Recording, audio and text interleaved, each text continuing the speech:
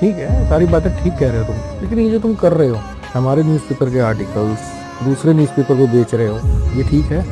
हाँ सर, गलत तो है। तो अब बताओ मैं तुम पे कैसे विश्वास करूँ?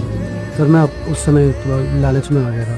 पता नहीं कैसा लालच है तुम्हारा जो तुम। सर बात ऐसी है कि जितने पैसे आप मुझे आर्टिकल लिखने के दे रहे थे सर, दूसरा न्यूज़पेपर सर ज़्यादा पैसे दे रहे थे। तो वहाँ कर लो काम, क्या दिक्कत है? अगर वो ज़्यादा पैसे दे रहे हैं तो वहाँ कर लो, यहाँ क्या करने की ज़रूरत है? पता नहीं सर, पर मुझे आपके साथ और इस न्यूज़पेपर के साथ काम करने में मज़ा आता है। मतलब मैं चाहता हूँ कि आप लोगों के साथ काम करूँ।